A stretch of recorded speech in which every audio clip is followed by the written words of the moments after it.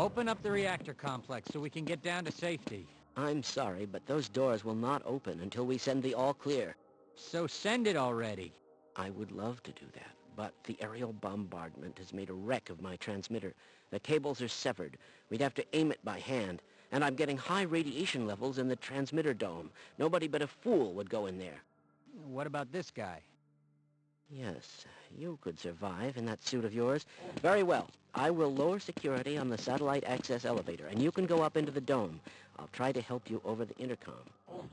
This was suggested to me by a friend as I've never played it before. Half-Life Uplink is one of 2 demos for the original Half-Life, and it was released in February 12, 1999. You know, for the 10 people who hadn't already played Half-Life by that point. The other demo, Half-Life Day 1, was weirdly released with only certain video cards of the time. Uplink has its own story and levels, whereas Day 1 was just the first few sections of the original game. In the 25th anniversary edition of Half-Life, Valve added Uplink to the original game. Also, while delving into where this demo came from, I discovered a mod for Black Mesa called Further Data, which is a reimagining of the original Uplink. That initial sequence was the military bombing the facility. There are security doors that need opening in order for this pair to escape their confinement, as well as presumably Gordon. Gordon, however, needs to go up to the radioactive region to activate communications, which will allow the doors to open. Once we're up the elevator, we can hear distant fighting. Inside the room, there's a crowbar and a vending machine. When I hit it, it breaks open and soda pours out like normal, but then it explodes violently. Beyond that, there's a head crab and then 3 more, but fortunately there's a Barney here to protect me. Inside the security room, there is a pistol and some health. Fortunately, you can just break the window and jump through. Despite the short length of the demo, health is very much needed for my adult Half-Life 1 skills. In the corridor ahead, I encounter 3 headcrabs to my left, but there is one of those explosive canisters that are presumably there simply to blow up the headcrabs. Above, we hear what is probably a Zen ship, and I have to shoot the trip lines to proceed in the warehouse. I like how this is presumably just taking place in the midst of the original game, a side quest if you will. The warehouse has the Hiku. They are not pushovers as always. They do, however, bequeath their SMG for me. At the top of the ladder is a first aid and HEV energy station. The area ahead I'll need as much as I can get. There's an innocuous button on the wall that causes a crate to move over so I can hop the gate. The military bombards the area right after I jump the gate and kill the Marine there. Down the street there's a broken crate that is impassable. On the other side is a Marine with a rocket launcher as well as a machine gun nest. Climbing the ladder and opening the shipping crate doors receives 2 rockets in response. Fortunately, jumping across there are grenades. I of course missed the first one, but the second one does eventually hit its target.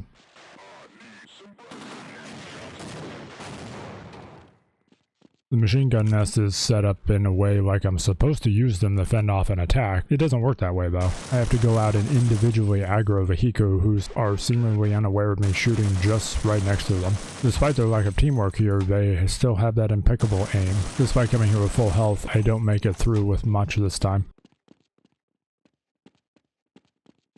The next area has Marines executing scientists against the wall, reminiscent of the original We've Got Hostiles section of the original game. There are quite a few here, and there is one in a tower tossing grenades from what can only be a bag of holding. The shotgunner runs out to avoid getting blown up by both his own team and my grenades, and then one-taps me. Yep, this plays pretty much like how I remember the original Half-Life.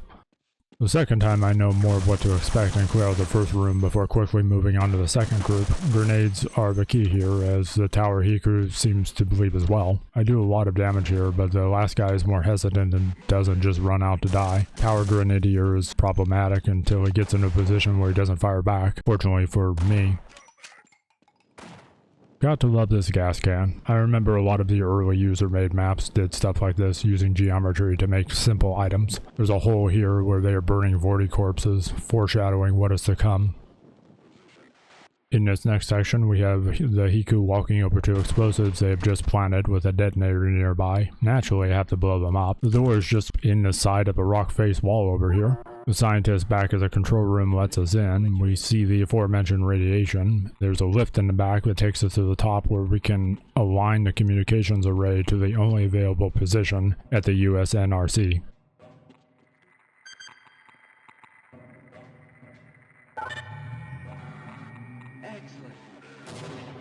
Success. The doors have opened, but the Hiku has other plans and ambush me. I shoot them from above. One of them seems to not care about the radiation he's standing in. Maybe it's not as dangerous as the scientists led us to believe. There's a ladder down that has gas, but you can turn the valve to shut it off. I didn't realize it at the time, but the Hiku were cutting open the door while I was watching the lopsided gauge on the monitor. They rush in to eliminate me.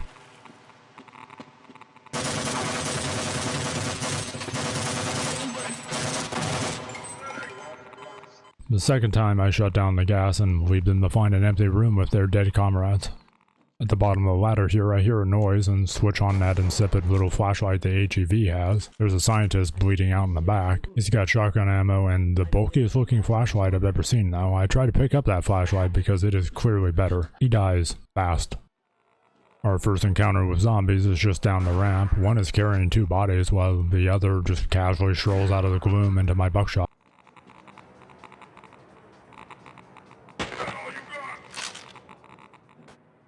This Marine at the top of the ladder getting dragged away is just a little bit creepy. For some reason, these headcrabs don't see me here, and there's some health and energy behind them in the darkness. I searched for a while just to make sure there was nothing else hidden back there. The ladder here heads back out to the street. We saw this before, but couldn't access it behind the fence. We'll have to travel back through the streets, which is now mostly Hiku fighting the Vorties. This is kind of like surface tension section of the original game. I think these Vorties do not clearly see me at Black Mesa though. Not yet anyway. Climbing back over the damaged crate, I hear the Barney. He's still alive and killing zombies somehow. This is probably the biggest fight in this whole game. The warehouse is Marines versus Vorties. I joined the fray. The Vorties have an advantage here, or perhaps the Marines just simply ran into the side I was on and got destroyed. I think we're home free when I kill the last Hiku on the stairs, but his grenade kills the Barney that survived all of this time. I hear the Vorties before I see them. They are behind the broken door. There are grenades conveniently placed here, in case you use them all somehow. I use one and then use the shotgun to get the other. For some reason, I tried to jump through the open section instead of just hitting the button on the wall. There's another group of Vorties guarding the elevator. Fortunately, there's a wall to let me strafe them down. They don't have all the special moves that they have in Black Mesa, after all. The elevator takes us back up to the control room. There's a fight here too, with headcrabs that presumably came out of the ventilation, but this Barney has it under control. We can open the doors now and escape. There's a scientist here with a headcrab noshing on his head, but he doesn't seem to notice. This is mildly horrific, reminiscent of Half-Life 2 when they dropped the headcrab missiles on the resistance camps. There's a hound eye that runs off around a corner and then beyond a control room, drawing us into the trap the zombies have set for us. They push over the control panels, trapping us in and the Barney outside. Probably better the Barney doesn't come with us, because it doesn't look like it's going to be any better where we end up than where he's at right now. Somehow, though, I'm not crushed by this sequence. A few zombies and hound eyes later, we hear a familiar sound and then spy a gargantua through a crack in the wall. Ruh-roh. This can't end well. His traipsing around drops the ventilation shaft down, which gives us a route around the closed doors ahead. The vents here lead us to a scene with the gargantua being unstoppable, which is, pretty much realistic. It kills everyone, including the heroic Barney that had more brawn than brains. Meanwhile, the G-Man just leers at us from a window across the room before wandering off. After gargantua has killed the scientist and the Barney, it turns towards us and starts breaking stuff. Eventually the game fades out. More evaluation needed.